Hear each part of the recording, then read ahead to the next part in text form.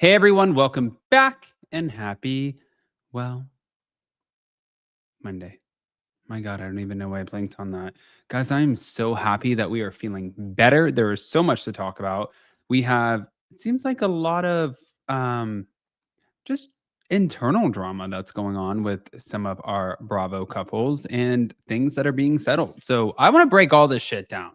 Now, before we jump in, if you guys haven't already, go ahead, pop off in the comment section. If you're not subscribed, get subscribed. Don't forget to hit that notification bell and let's jump right in.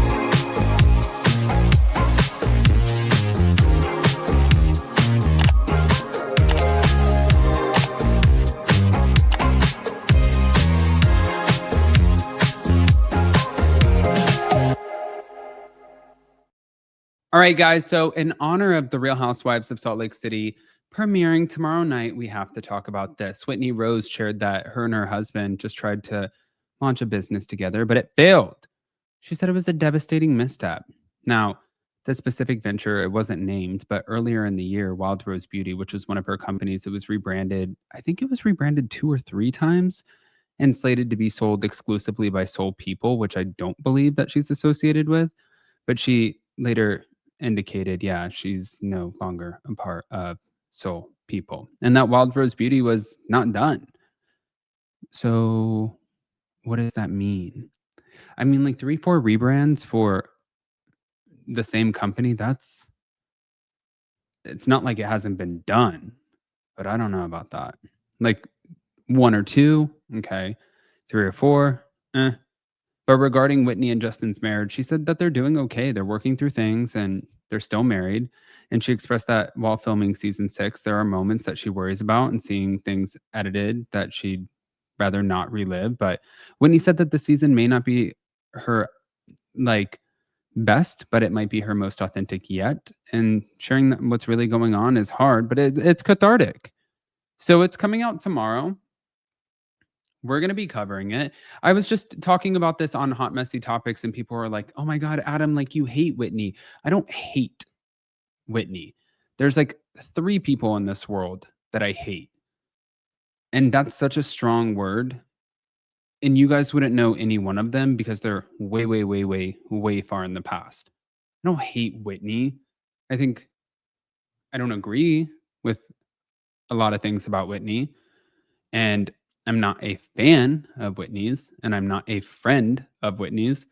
I don't hate her.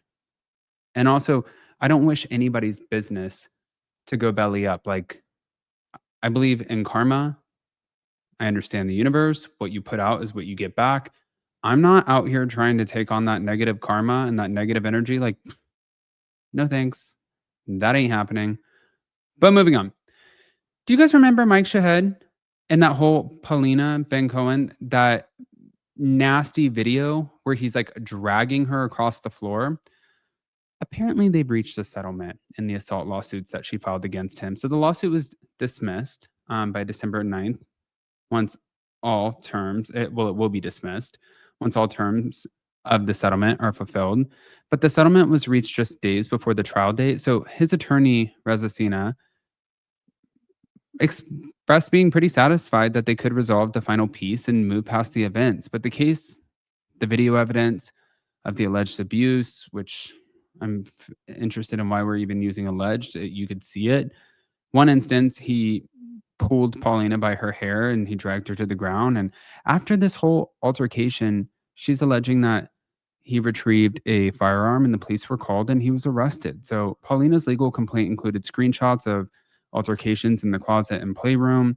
And she emphasized her priority is safety, her own safety, and also her children's.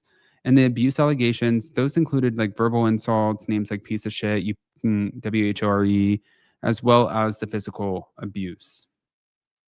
I don't like that for her, and I don't wish that on anyone. That makes me actually really sad for her. But let's move to a lighter topic. Jeremy Madix. Okay. This to me is ridiculous, but there's rumors that Jeremy Madix and his fiancée Rachael that they might be joining the cast of The Valley for season 3. Now, there was evidence which they're saying is fueling that possibility because he posted photos from a housewarming party hosted by Nia and Danny, which is believed to have been filmed for the new season, and it was. But Jeremy's Instagram story also showed him with Rachael and multiple cast members like Kristen Doty, Brittany Cartwright, Jessie Lawley, Michelle, Jasmine, Melissa, Zach Wickham. And on one of the photos, it said the rootness, tootness thing on this side of the Mississippi. Okay. Well, on top of that, Lala Kent also shared a gym selfie with Janet Caperna, which shows, yeah, Janet's filming. I didn't know that people were questioning whether or not she was filming because there were rumors that Lala could be replacing Jax Taylor as a cast member. I believe she is definitely coming in as a full-time cast member. And clearly we all know that he announced earlier in July that he will not be returning to the show. Now for Jeremy, I don't know why. One, I don't think he makes sense for the show. Two, like, this is the only person that I've ever heard of in my life. And I'm not trying to drag him or anything, but it's the only person I've ever heard of. Like, how do you try to leave? I think it was Orlando, a Florida airport, go to Germany with over 70 pounds of marijuana, and like, you're a free man.